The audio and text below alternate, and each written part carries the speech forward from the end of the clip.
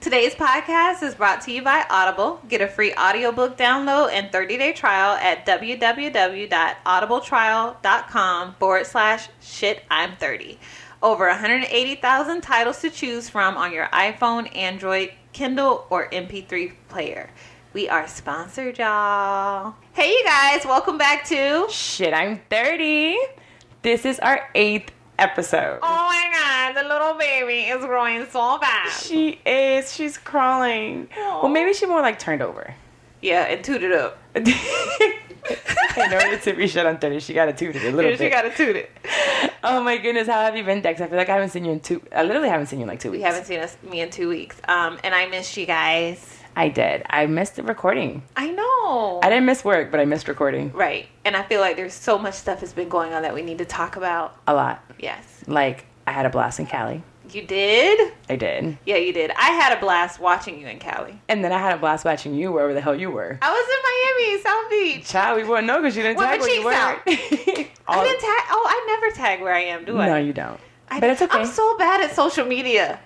Keep the mystery going, baby. It's okay. I'll let it all hang out. You keep them guessing. It's totally fine.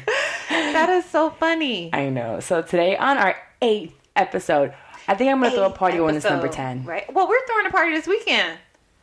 It's girl. my dog birthday. Hey. Carla's gonna be 30-something this weekend. Girl, did you see my face? Yes, she was like, I was about to hit stop number and delete if you put that number on there. Yeah, you're gonna be 30-something this weekend. Forever 30-something. I know. Another Cinco de Mayo, another birthday. Cinco de Carla. Cinco de Carla, yes ma'am. But I'm so excited for today's episode. I am too. So we have a guest with us today. We have a little Spanish mommy with us. Her name is Christina. Hi, guys. Christina from Running on Crazy. Yes. So I found Christina through her sister.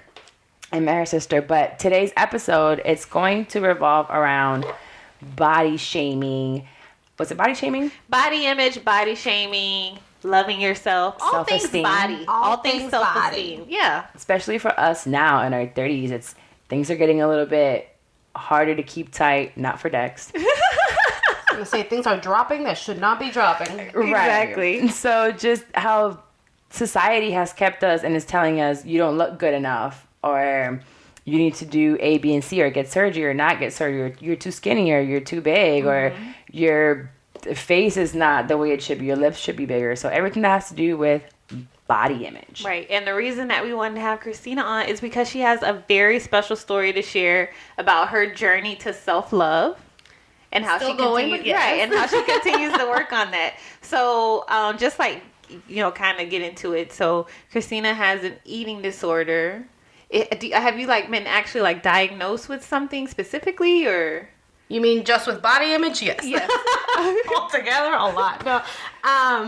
Yes. About 5 years ago, a little bit more than that, I was clinically diagnosed with bulimia. Okay. And what is bulimia? What is bulimia for those who don't know? So bulimia is essentially anything that I ate, I would find a way to purge it out. So be it throwing up, being over-exercising, being laxatives, any way that I could just eliminate all the caloric intake in my body, I would figure it out. Everything? Yes, it got to a point that I was probably throwing up about 12 times a day. Wow. Yep. That is insane. And this started when you were how old? I was 16. I had just 16, 17. It was my freshman year of college. I literally remember it was yesterday, the first day that I tried to make myself throw up. Do you remember why? What triggered? Yeah, do you remember what triggered it? In high school and through middle school, and I was always the chubby girl. Mm-hmm. I was always short and chubby, and all my friends looked like freaking Pocahontas, and here I am looking like Miko. I don't know. I was that's a little raccoon, right? That's a little raccoon. I was a mess. So when prom came, time for prom, I'm no, I have to lose weight. So I decided to join Jenny Craig. Mm-hmm. So I lost some weight, and I looked I lost some weight, and I'm never gonna forget a girl in my class that looked at me and told me, "Oh, you've lost all this weight, but don't worry, because you're meant to be fat, so you're just gonna gain it all back." Are you serious? Oh, I wish I was, but no. So fast forward to my freshman year of college. You know how we all sometimes gain that freshman 15? Yeah. For me, honestly, it was just like the freshman 5. And as soon as I saw that scale that started to go up, I lost it. I was like, I cannot do this. I cannot gain weight. I cannot be fat again. Mm-hmm. And essentially from that day, I started first trying to restrict, but I'm Puerto Rican. I love food too much, so that didn't work. So that means you were throwing up some good ass rice and beans. Yup, everything. All the good stuff. All the good stuff. Everything you can imagine. Did you see someone else that had been going through that? How did you learn to do it? Honestly, no. Like it was just in my brain. Like I knew that I knew I wasn't gonna stop eating, because I like food. But I was like, it can't stay inside of me. And I can remember still like at home trying to make myself throw up, but I wasn't able to. I used to not be able to throw up. Like I never, like even when I was sick, I could never throw up, and I just kept trying and trying and trying. With your finger? Yep. I tried with my finger. I tried with the back of toothbrushes. Like I tried like everything. And until one day, I actually remember we were in a family vacation in New York, and I remember to this day I was in a gyro shop. I finished my gyro, I went to the bathroom, and I was able to throw up, and oh my gosh, that was that. From there, it just kept happening. So did you keep it a secret? Oh, 100%. For how long? So by the age of 18, my best friend, we went to college together, and she actually caught me in the bathroom. Tell us about that. So, funny thing is, she didn't tell me she caught me. Like, I didn't see her. We were at lunch. I went to the bathroom, and I guess she followed me, and she heard me. So then, my father actually works in the college I went to. So my friend just went to my dad's office to tell him. So I got called into the office. Like if it was the principal, but it was my dad. And side note, he's a clinical psychologist. Ooh. So I remember that he asked me, and all I did was I started crying. And he thought that just by showing me a video, like he literally sat me down and made me see a video of like the causes of bulimia and like what it can do to your body and mental health and everything. And I watched it, and he goes, "You're gonna go to a therapist." I'm like, okay. So I started seeing a therapist that lasted like 2 months, and I told him that I was fine. I was like, you know what, Dad? You're right. I'm just going to stop. And from there, I kept it a secret till I was 24 years old. So the initial therapy did not help? Oh, no, not at all. So you were throwing up while going to therapy? Oh, yeah. Do you feel like it was like the therapist, or just that you weren't ready to stop? I wasn't ready. I was like, for me, my brain, I was indestructible. I was like, whatever. This is giving me the results that I want. Like, I lost in a matter of like 2 months, almost 40 pounds. Get out. Whoa. Listen. Oh my gosh. And sometimes, and I know I'm guilty of this, and I've joked about it.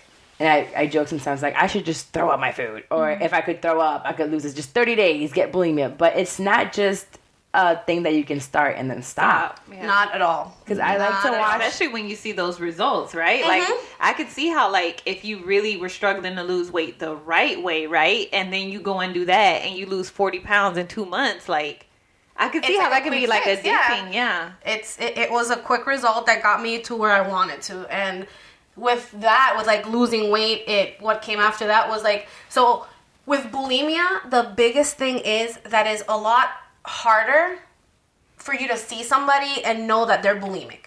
Like, you can see a girl that has anorexia, which is when you just don't eat at all. And that is a lot quicker to diagnose when you just look at somebody, because they're usually extremely skinny. Like, their bones, you can see everything. With bulimia, since you are throwing up or laxatives or whatever, your body starts retaining water. So you go through ups and downs. So most people with bulimia are either like their weight that they should be, or some are either overweight. Like, I'm overweight. I've always been considered being overweight. Even when I was at my skinniest, I was considered overweight. So where does the weight come from? It depends. So a lot of the times when you're bulimic, you're not just eating. So for you, let's say you might have dinner and you have a little bit of rice, a little bit of beans, and some chicken, right? For bulimics, a lot of the time, it starts with a binging episode. Ooh. So I have been known to eat, like, there was a time that I easily ate like 5 cups of pasta, like in one sitting. And I just, after that, it was like, it's a whirlwind. It's like you black out. You don't know until things later, like I'm throwing up. But at the end of the day, you can't throw up all of it. So you're eating way more. So some of it's still staying in you. And also from a medical perspective, your body retains liquids. So from the acids and from everything that's going on, it starts retaining liquids. And any little thing that you eat, your body goes into like emergency mode. So any little thing that you eat, it will retain it instead of processing it like somebody with a regular metabolism, because your body's like, well, I don't know when you're going to feed me again or when you're going to feed me and take it out. So it holds it. So that's where the fluctuation in weight comes from. Oh, gotcha. Wow. Now, there's something that you touched on earlier that you said you didn't know anyone that had gone through it and you grew up in Puerto Rico, because I really thought maybe you had seen someone do it or someone taught you how to do it or anything like this. And we were talking before we started recording.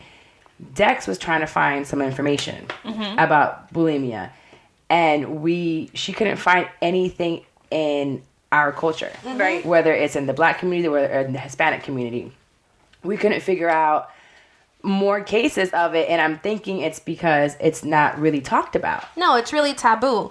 Actually, like when I fast forward to when I actually talked to my family, came out with it and everything, and we were looking at treatment centers for me. There's different kinds of treatment centers. There's partial hospitalization up to like actually being hospitalized. At that point, they wanted to hospitalize me. But since I was in Florida, my dad wanted to see if there was any place in Puerto Rico that I could go to.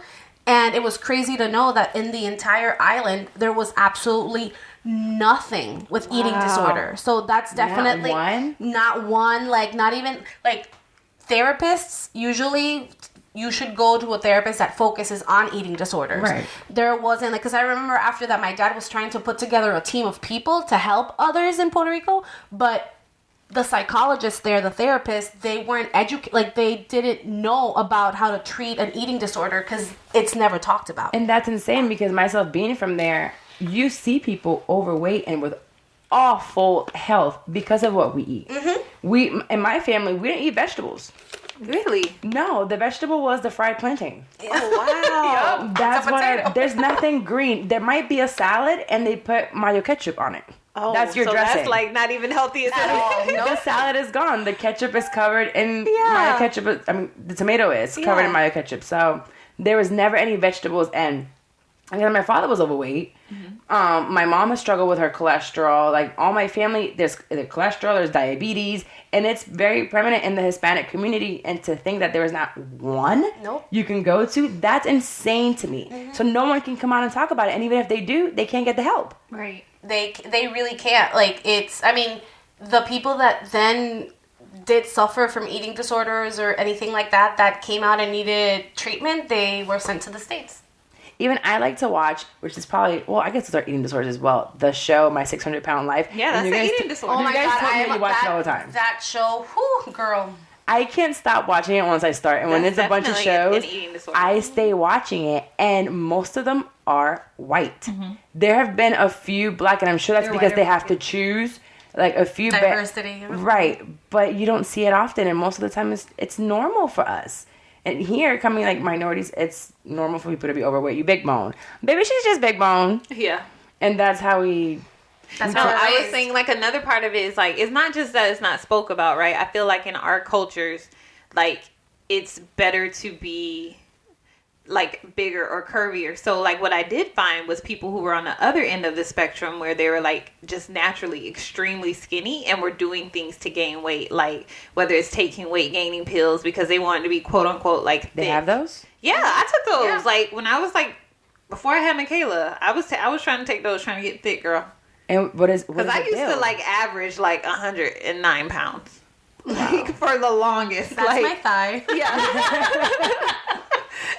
It's like this random pill. You never heard, it used to be on TV all the time. They called it booty pill. I'm so embarrassed that I took this thing. Oh, but wait, I thought this was just to grow your butt. No, it can't just grow your butt. It grows your whole body. Like I remember that pill, but I thought it was just to get a donkey. No, your whole body will get bigger. And it didn't do nothing for me. It didn't do nothing. It didn't do It was nothing fake. for me. Maybe I didn't take it long enough. I probably took it for like a month. Pills are just placebos. Like they're just sugar pills it's not that like they give to the penis pills. Yeah. You know what I'm saying? You take this, your penis grows. Yeah. Nothing happens at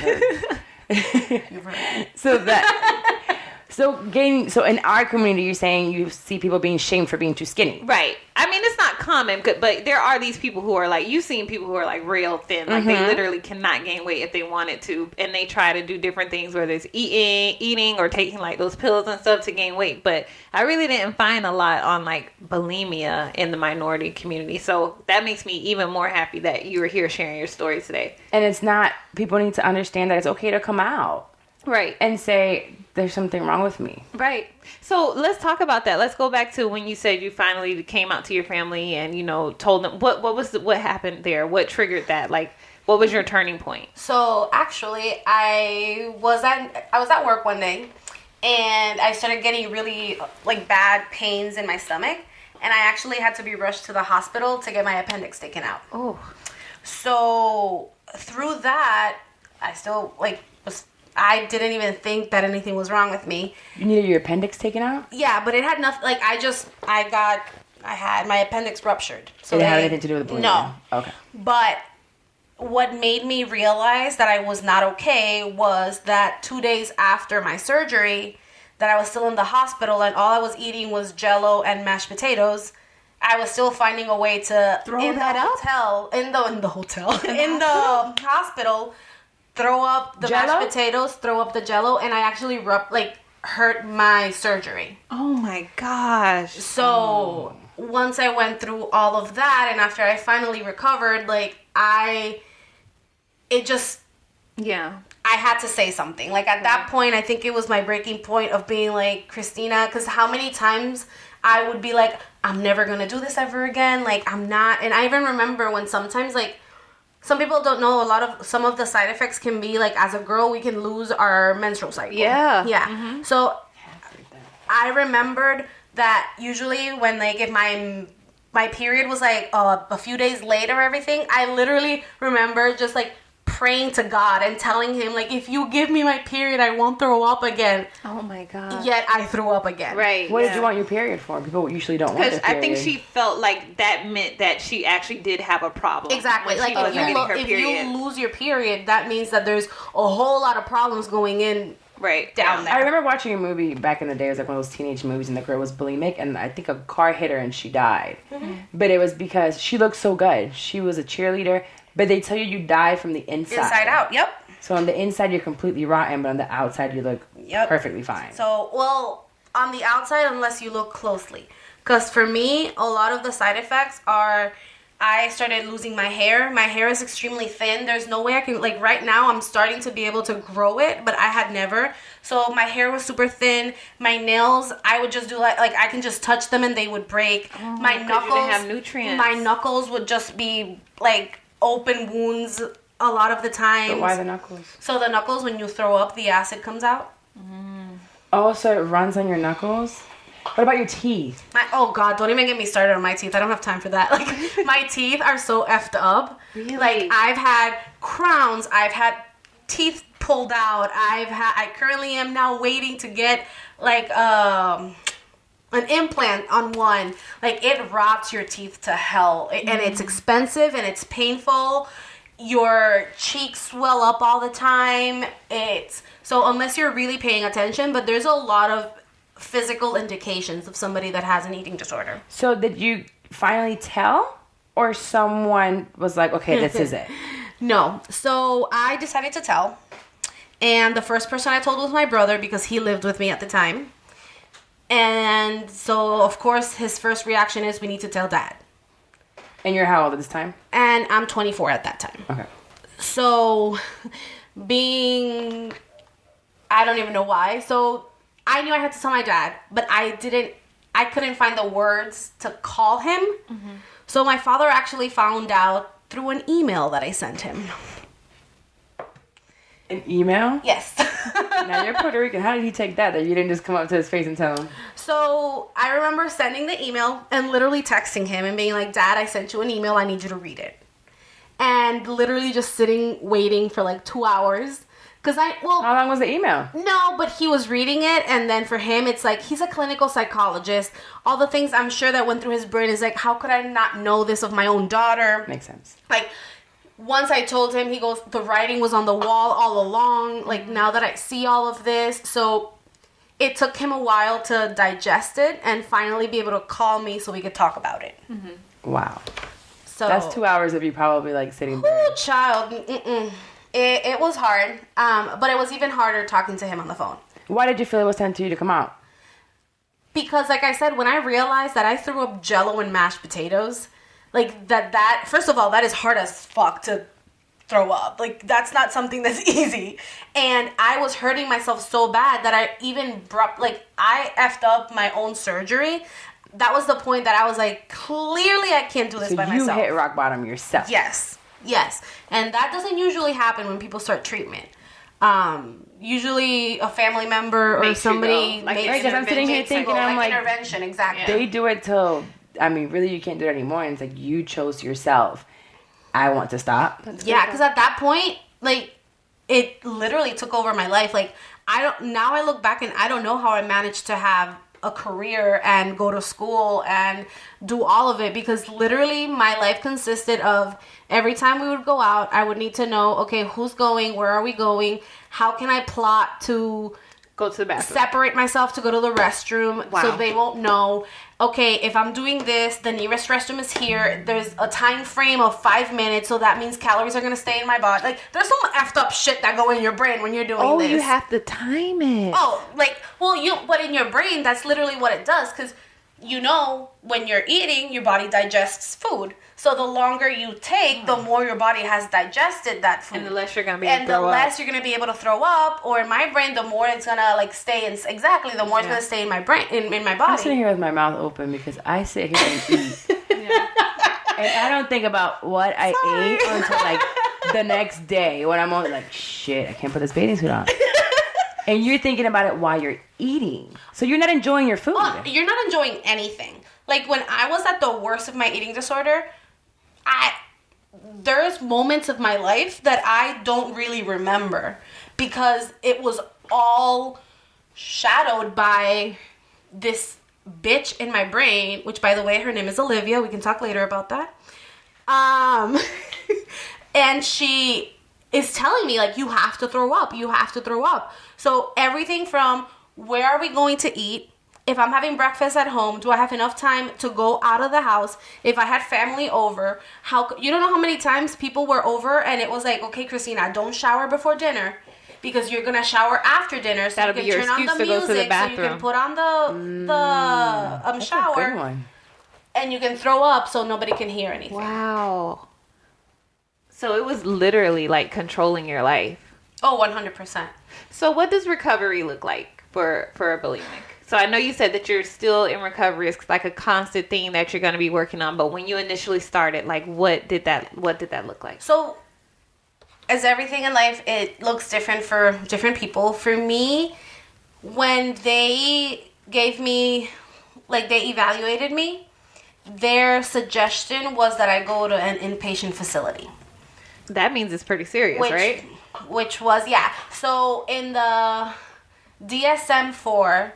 which is the book of, like, a psychology book that teaches all of the different illnesses.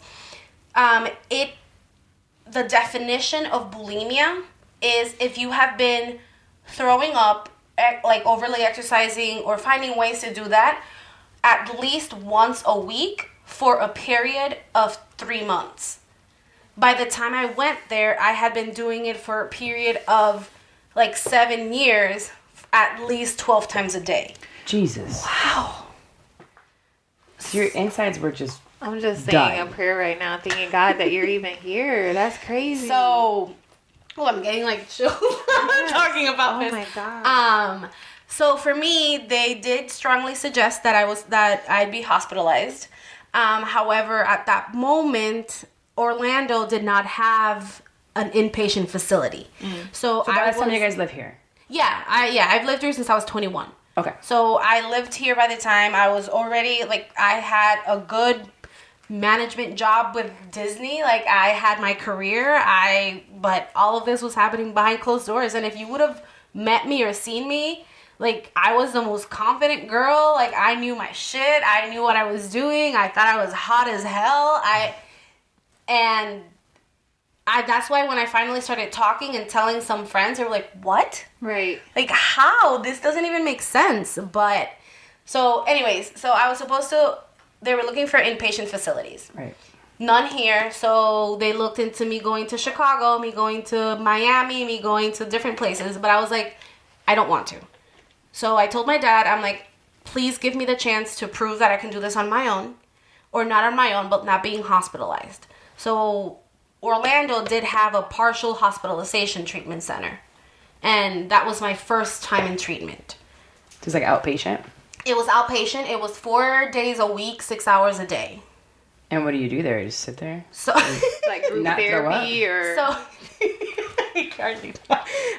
yes, essentially you sit there and not throw up. It's essentially group therapy. They divided the first hour you're doing group therapy, then you have to have a snack there, then you do a bunch of other things. You have to have a snack and keep dinner. it in. And dinner. Mm-hmm. So like if I had, because I did the evening PHP, so it literally, it's like we would have dinner, all of us around the dinner table. We couldn't go to the bathroom until we finished for the night. So like if we had to go to the bathroom, you could go to the bathroom before dinner. Then afterwards, if you had to go to the bathroom, somebody had to accompany you and stay with you to make sure you weren't doing anything you weren't supposed to be doing. Now, while you were there, what is the place called here in Orlando? It's Blue Horizons. Okay. They were fabulous. They're still open, and now, thankfully, there's a few other locations, and they actually have, I think it's called the Renfrew Center, which is amazing, I hear, and they have a hospitalization location. So now they have inpatient. Yes, they have inpatient. So were you the only minority there? Yes. In my first round, yes. The only one. So you couldn't even talk to people and feel like you had things in common with them because you probably didn't. Yeah, like it's your upbringing. Like and it's weird because you do make those close connections. I have a few friends that from my first treatment I still talk to them. I was at one of the girls' wedding a few months ago. Yeah. So because you have this connection. Yeah, I was just gonna say I could see how like you could be so different, but this huge thing in your life is something that you could bond over. Especially since it's something that's such a secret in your own life that you don't share with your closest friends. You don't share with your family. You don't share like. It's an addiction. It's just like she's talking about it. I'm thinking just like we see crackheads in interventions, or just like it is. You're addicted to this, and it is harder to recover statistically. It is harder to recover from an eating disorder than from any other kind of drug addiction, because a drug, for you to recover, you just eliminate it. I have to eat for the rest of my life. I can't just not eat. I didn't even think about that. Yeah. So it's retraining your body and your brain and yourself to have a healthy relationship with food. Mm-hmm. When you still have that little devil next to you that tells you, her name's So Olivia. do you hear a voice? So for me, it's like an like an alter ego, like Sasha. Literally, it's like an alter ego, like. And it was funny because I had never named her until, funny that I'm here today, because I had never named her until like 2 days ago. Oh, she's still here. I'm looking around. Like, I just look around like. Is she here right now? No, she's not here right now. Tell her, talk to her, tell her what the fuck wrong with her. I was like, oh, she. Turn that voice on. Let me know what she got to say right now, because I got some words for her. So Olivia's okay right now. She's tame. Does she, when you picture her, does she look like that girl from high school who told you always would be fat? No, I actually still am friends with the girl that's, well, not friends, but the kind of like, I have her on social media. I have her. And does she know that? You know what the effed up thing is? That I can guarantee you that if I were to tell her right now, you told me this in high school, she would never remember. We should tell her. And that's the thing, though. You never know how you impact people sometimes, especially when you're going around being like that. So that wasn't part of like recovery letting this bitch know? No, because she tried you. because when you go into recovery and you start going through therapy and you start really digging deep into the core, the real reason for your eating disorder comes out. Yeah. Okay. And it's not piece of it. So I would say she triggered something. Maybe. I would say 99% of people with eating disorders, it's not, the issue is not that I want to be skinny, so I'm gonna throw up. That's part of it. Really? But it's more, it's a control thing. There's things in my life I can't control. I can control what I do to my body in this case. So I go to therapy. I'm sitting here trying to figure out what am I trying to. Really? So I would have never thought of it that way. So through treatment, I was diagnosed with anxiety, depression, and ADHD as well. Yeah, I'm a shit show girl. That's why running on crazy. Like, I'm literally running on crazy on a daily basis. Don't worry, I got all that too. But you didn't even know you had these other things going on until you went to your therapy for bulimia. Mm-hmm. Because, well, the depression, it's literally like what came first, the chicken or the egg. Oh. Like, it's like, did the depression come first or did the bulimia? Mm-hmm. Because when you're, like, eating disorders are hand in hand with depression because of it. You know that, like, if you're really tired, if you haven't slept, or if you haven't eaten, or anything like that, that your body just starts shutting down. Mm-hmm. Like, if you've had a horrible week at work, you're tired, you don't want to do anything, imagine doing that for 7 years straight. Mm-hmm. There's days that you just don't want to get out of bed, you just don't want to. So, that's why the first time in recovery, it can be tough. So, you relapsed, because you said you went more than once. I relapsed twice. Is there something that, like, triggers you when that usually happens, or? I wish I could answer that. You don't know? I'm sure one of the last times that I had, it wasn't a full-on relapse, but it was, so in... How long ago was this? About 6 months ago. Oh, we're talking about recent. Oh, yeah. I mean, I tell you, Livy is right here right now. Now we gave her a nickname. Tell us about that, though. Like, tell us what that looked like. So, mentioning prior to, so how I was saying that it stems from a deeper issue. Right. So, through that, I also was able to come clean to my family and with other issues. And the biggest one, which they feel it's the core of all of this, was I was actually sexually abused when I was a baby. I knew you were going to say that. Did you? I have not thought of that not every once. time I've heard of, like, anorexia, bulimia, like, those, like, not even just those issues, but a lot of the time it's them from being molested or raped, and it just comes out in something else. I didn't even think of it once. Carla, you've said like, my 600-pound life. Right. If you hear their stories, childhood 90% trauma. of them have been molested at some point in their lives. Childhood trauma. Damn. And it's that childhood trauma that it gets to a point. And you were how old when this happened?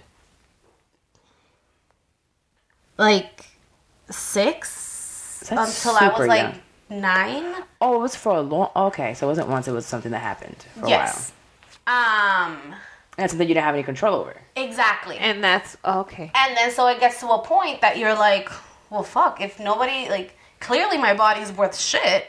Right. Or I don't need to really take care of my body. Right. So might as well control it in different ways. Now I can finally make it look like I want it to look. Right. Which is crazy because as she's saying all this and she's talking about it, about wanting to be smaller, I'm like, well, why not just get surgery? A little lipo, because goes a long way. It's not about wanting to be smaller, It has never crossed my mind to get surgery. Yeah. And it's at the core of it. It's not about being skinny. Right. So now she's saying it's a control thing. It's about how you're viewing your body and how you're viewing your self-worth. It's literally when shit hits the fan and there's nothing you can control. You can control this. And it literally, I mean, I've never done drugs, but I'm sure that it's like, so you know how they say, like, a crackhead, they shoot up, they have this extreme high, and then they crash.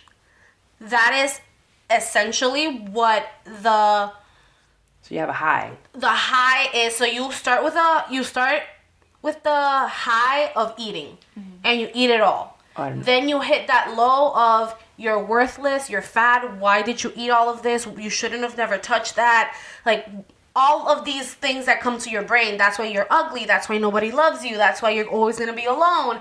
So you say, holy crap, what did I do? And then I'm like, wait, I can control this, throw it up. So I know you're in a you say that now. I know you're in a relationship now, but during these years, were you in a relationship? Oh, girl, too many to count. I was bored crazy. But so they didn't know. No. And actually, one of my ex-boyfriends, when he found out afterwards, he was also going to school in psychology. And when I was dating him, I was in one of the worst parts of my eating disorder.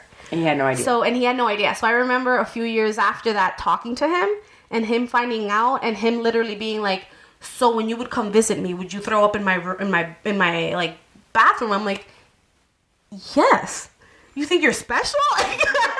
Any bathroom can get it. I threw up in my daddy's house. I'm gonna throw up anywhere at this point. Like, that's insane to me. Let me ask you this. Let me go back. So you said, like the root issue or the core issue was what happened to you when you were younger. Did you bring that out to your family and even like through therapy in the initial? No. Was that so? Hence 6 months ago relapsing. Okay. So that's just now coming out. Well, I did it all in stages. The first person to find out was my brother, because again, he lived with me. So, and I still remember we were at Walmart. Find out about what? The eating disorder or what happened? Sexual abuse. So when you were 24. Yeah, he found out a little bit after that. Like I probably was already 25. It was at a Wawa.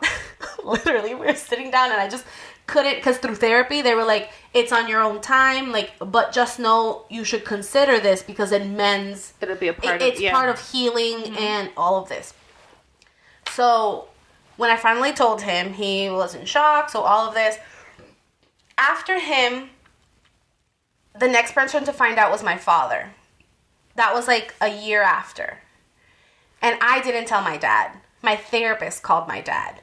Like, she asked me for permission because I knew I wanted to tell him, but I just didn't know how.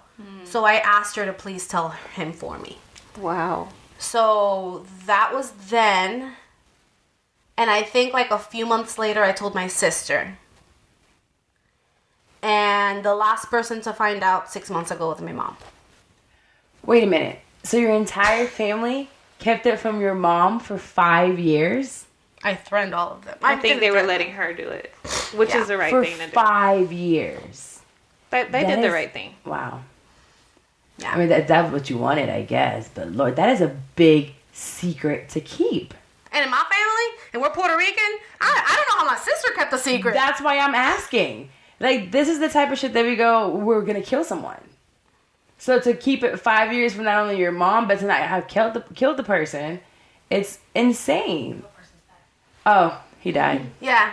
He or she died. I don't know. He died. So, and wow, that's a long time. Yeah.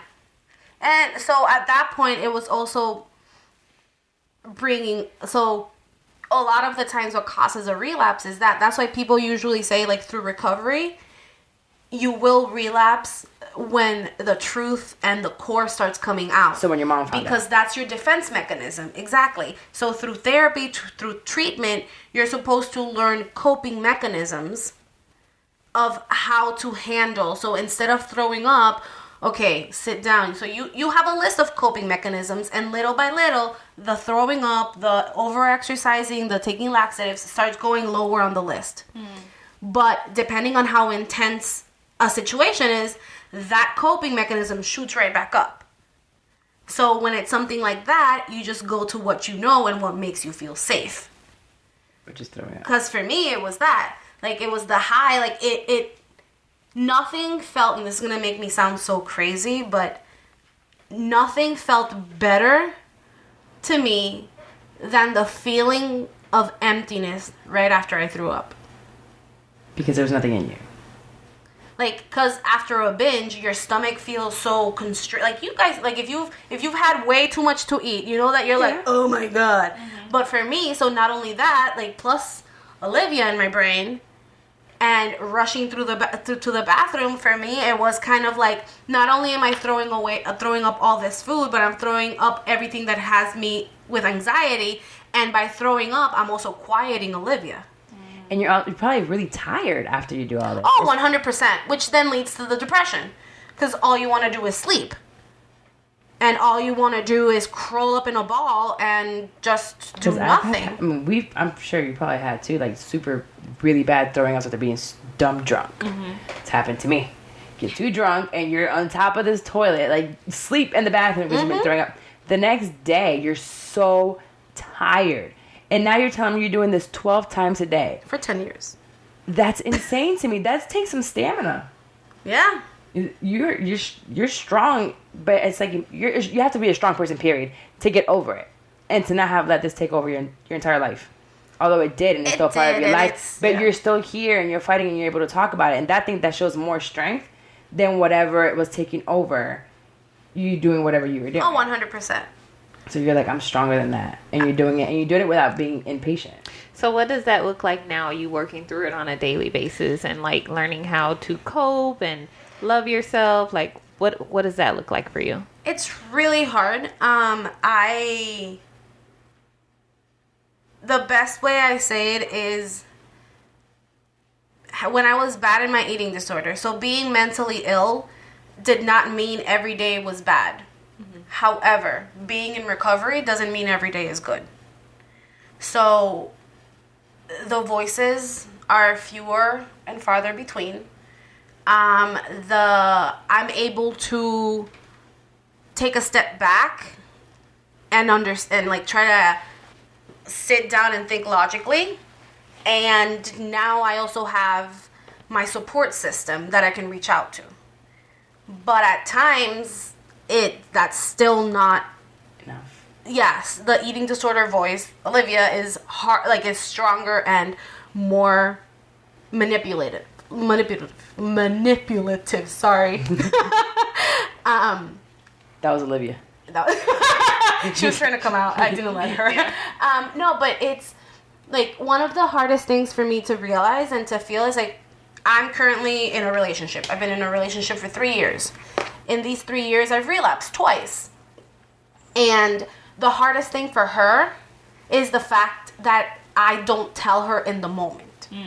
And that is the hardest thing to see, is to see somebody that you love, that they mean everything to you, and that they question if you, like, am I not that good enough for you, or do you not love me enough to tell me?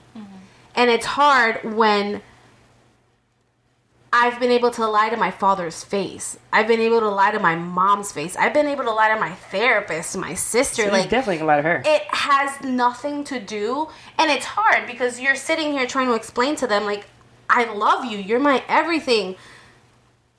But Olivia is stronger than me at times. And she doesn't let me think. Now that you're saying you're in a relationship, do you want kids? Yes, which is one of the reasons why I decided to go into recovery. Right, because we're talking about how everything is, you're damaged from the inside. Can it stop you from being able to have kids? Yes, which earlier when I mentioned that I would pray to God to give me my period, that's why. Because if you stop your period, that means something's wrong down there, which means you might have issues with infertility. And that's one of the biggest causes and effects of when you're in an eating disorder. So are you fertile? Are you good? Have you gotten checked out for all that? I actually have not, because I am terrified. I have to, because we are getting to that point that my girlfriend and I are talking about marriage and children, and already 2 girls. It's going to be hard enough to have a baby anyways. Hold on. You have a whole nother uterus now. You don't have to worry about yours. This is perfect. So you shouldn't be too scared, because if anything, she can have it. But I can see how that would be hard for you knowing that. And, and I want to carry. Like, for me, being able to carry and like carry my child, like I would be devastated if I couldn't have kids. Yeah, I'm just saying we have another option. Just But so, are you thinking about going soon? Are you working through those? I'm scared process? Because and it's when I think about it logically, it's like, Christina, if you're scared about it, you need to go so you can know and see if there's anything you can do about it. Right. But at the same time, I feel more comfortable not knowing than but so then how does she deal with that part? It's a vicious cycle. Like what? Because she wants to know too, I'm sure, and it's 3 years in, and she wants to know like the future. So how does she cope with that? She's very supportive, so I think she's letting me do it at my own time. She doesn't want to pressure anything. I think also that could take 5 years.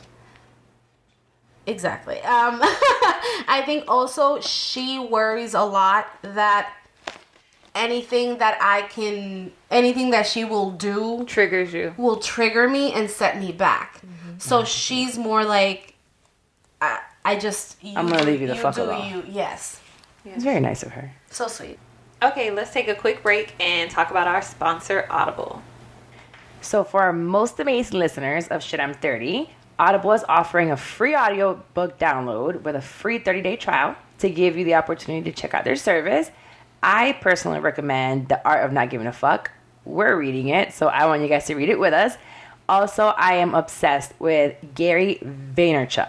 I just call him like Gary V, what he goes by. His new book just came out, another one, Crush It. It's a new one from his old Crush It book, Why Now Is It Time to Cash In on Your Passion. So if you guys want to go ahead and get those books for free, go ahead and go to www.audibletrial.com/shitim30, and you can go ahead and cop that book real quick and share The Art of Not Giving a Fuck with us, or any other book that you guys want. Let's get back to the show. So, Christina, every week on our show, we do a little segment called Unsolicited Advice. So, we want you to do the honor of giving some unsolicited advice to the folks out there. Anything that you want to share, any message that you want to send. That's a tough one. I have a lot of unsolicited advice. No, but in the topic that we've been touching on today, this message goes honestly to any girl out there that thinks she's too fat, thinks she's too skinny, thinks she's not worthy. Anything, wants a different nose, wants a boob job, whatever it is. Guys, I'm not saying that getting any surgery is wrong or bad, but just learn to love yourselves first. It's a long journey and it is tough, but once you get to loving yourself, the rest of it is going to be a piece of cake. It's going to be smooth sailing. Just take that moment and just love yourself. Talk to yourself nice in the mirror instead of being like, oh, I don't like this booty, or oh, where's that? Just tell yourself 3 good words every morning to start your day off. Do you do that? I love that. I love affirmations. I wish I did it every day, but I do it as often as I can, and I always carry with me a book that's called The Power of Positive Thinking. Where's it by? Do you know? I'll look it up real quick. Yes, you can, because I just forgot. But it's a really good book, and it's all about shifting our mentality and putting out there that positive energy to receive that positivity back. I love that. That's definitely something I try to practice, but I think that is wonderful unsolicited advice. I'm low-key emotional over here.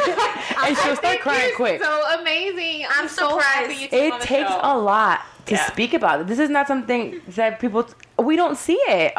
Deck is crying.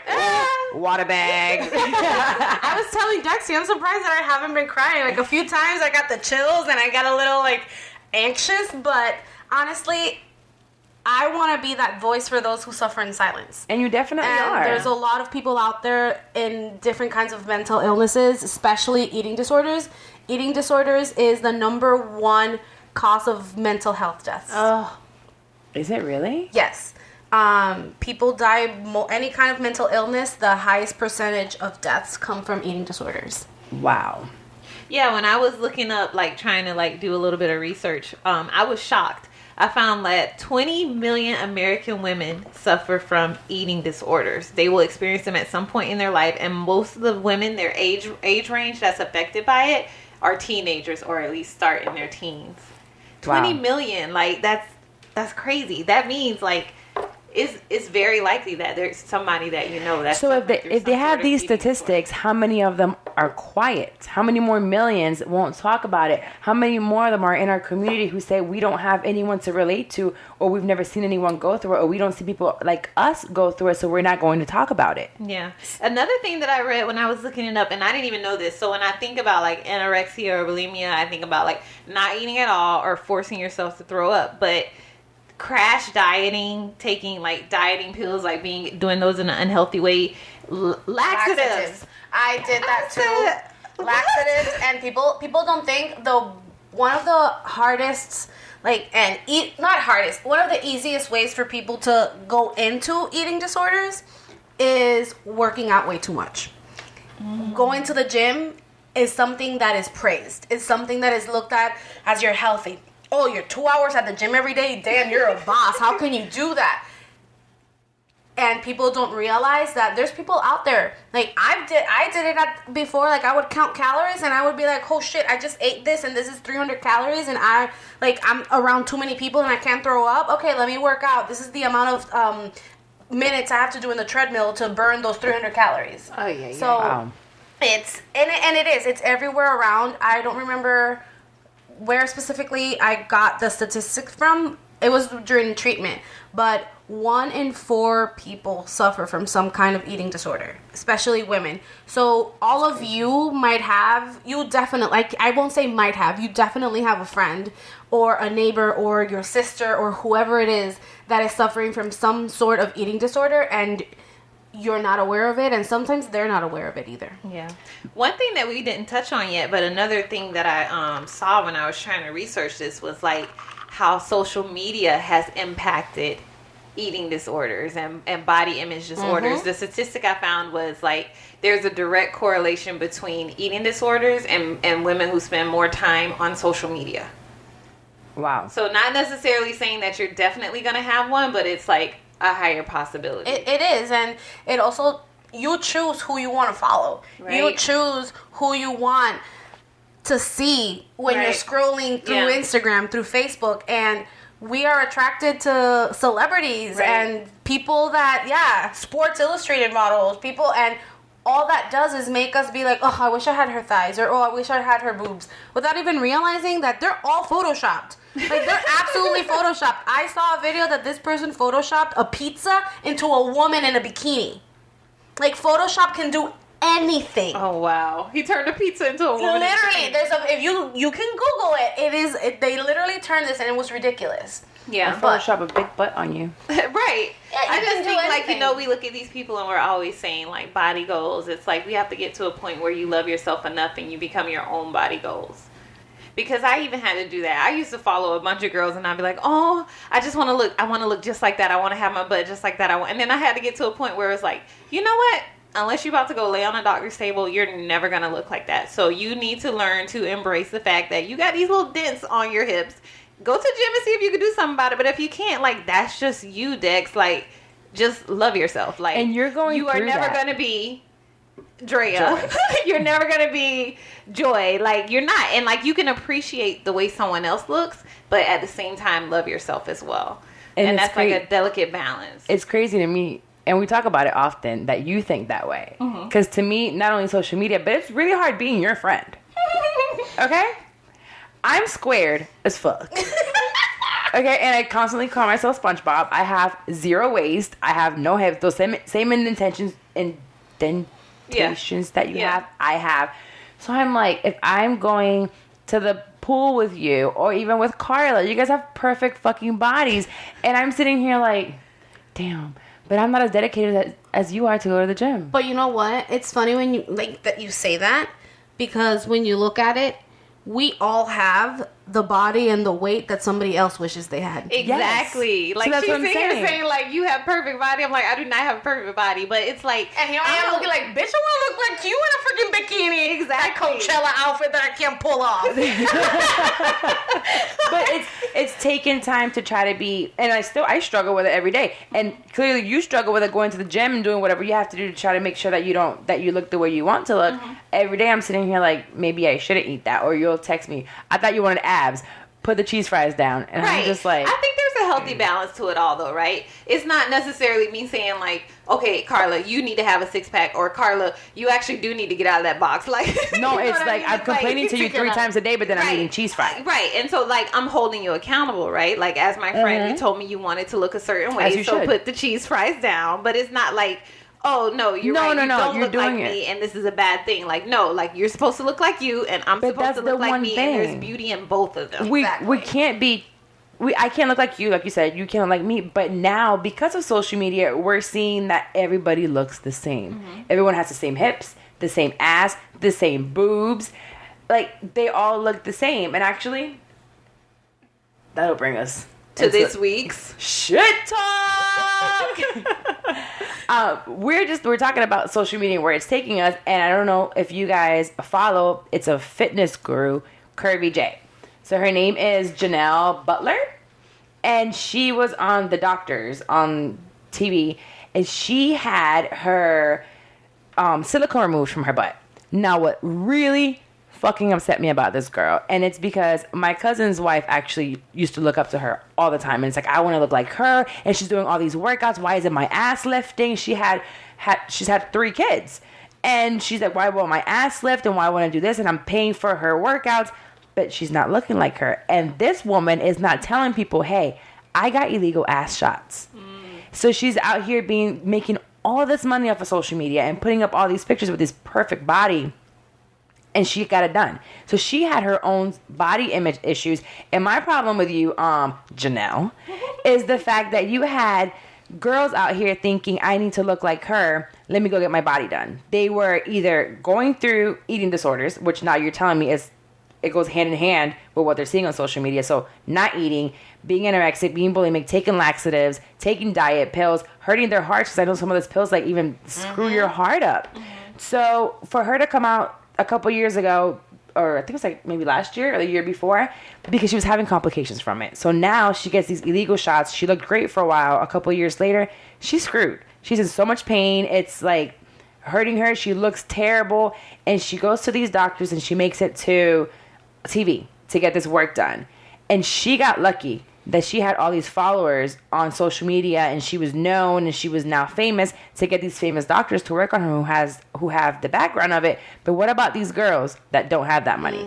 What about the people that don't have the social media following? They're not famous. We're just regular people that don't have the access to those type of doctors. And she's out here, now looking perfectly fine, back on social media, back doing her workouts, talking about this, what workout is taking. No, this is what these doctors and all these thousands of dollars have gotten you. So still to this day, she's still saying, oh, look at the difference of working out. No, that's not what it is. You've had now a bank account. Correct. Illegal butt shots. Now you had like whatever the heck, how they fixed you for months. You were going through issues, and now you look great, but we can't have that. So to me, it's like, look, honey, I wish someone would just delete her Instagram account. You're not an inspiration. To me, you're not inspiring anybody, bro. You're just out here making us think that we need to have as many Instagram followers as you do so we can get our work done by a famous doctor. We can't do that. So most of these girls out here, forget about it. I'm going to stay squared. I will not I tell myself I'm not going to get surgery. I won't. I'll stay with my love handles. Dr. Pham told me while we were here, my love handles aren't going anywhere. He said to me straight up, you need to get surgery. And that's fine. I know when I lose a certain weight, I get a little bit slimmer, and I lose weight everywhere else, so my booty might get a little smaller. A little flat. I mean, you don't want it. But it's okay. It's okay. I've accepted my body, and I might complain about it sometimes to Dex, and I'll flood her messages. But at the end of the day, I'm going to stay the way that I am. I'm going to keep trying to love myself and accept myself, because people go through things like you go through, Christina. It's a long life battle now with an eating disorder. I will have that for the rest of my life. Every day you think about it, every moment, like I said earlier, the voices shut down, like go lower, and you learn how to live with it. But you will always have, like, I know that for the rest of my life, I'm going to struggle with my relationship with food. I work very hard on it, and I've gotten so much better with it.